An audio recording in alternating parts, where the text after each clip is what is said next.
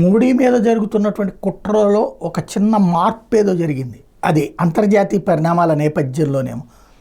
ఏంటి అంటే ఒకవైపున బంగ్లాదేశ్ నుండి భారతదేశంలోకి దాడులు చేయించడం, అలాగే హింసాకాండను ప్రేరేపించడం, అలాగే బంగ్లాదేశ్లో హిందువుల మీద ఊచకోత కోస్తుంటే దాని మీదన భారతదేశం అక్కడికి వెళ్ళి యుద్ధం చేయాల్సిన పరిస్థితి సృష్టించడం, తద్వారా యుద్ధం ప్రారంభమైతే పాకిస్తాన్ వచ్చి బంగ్లాదేశ్కి అండగా నిలబడితే దాని వెనకాల నుండి సపోర్టు చైనా చేస్తుందా అమెరికా చేస్తుందా అన్నది తెలియదు, బైడెన్ గ్రూప్ చేస్తుందని ఒక యుద్ధ వాతావరణం సృష్టించి భారత ఆర్థిక వ్యవస్థను చిన్నాభిన్నం చేయడం అన్నటువంటి ఒక ఎత్తుగడ వేస్తున్నారు మోడీ టార్గెట్గా.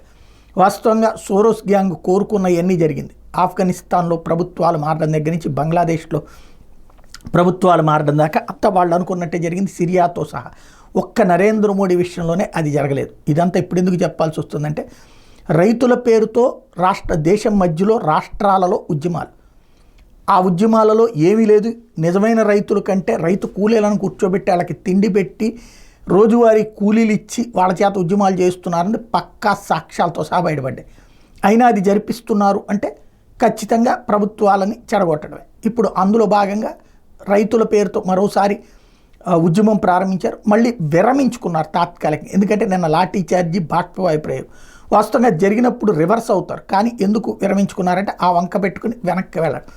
ఎందుకు అంటే బంగ్లాదేశ్ పాకిస్తాన్ సరిహద్దుల వ్యవహారానికి సంబంధించి నరేంద్ర మోడీ ప్రభుత్వం అప్రమత్తంగా ఉండటం వల్ల, లేదా అమెరికా ట్రంప్ వచ్చిన తర్వాతన వీళ్ళు కోరుకున్నట్టు బైడెన్ గ్రూప్ ప్లాన్ని అమలు చేయడం కొంత ఇబ్బంది అవుతుందని ఏమన్నా భావించారు. రాబోయే రోజుల్లో తేలాల్సి ఉంది.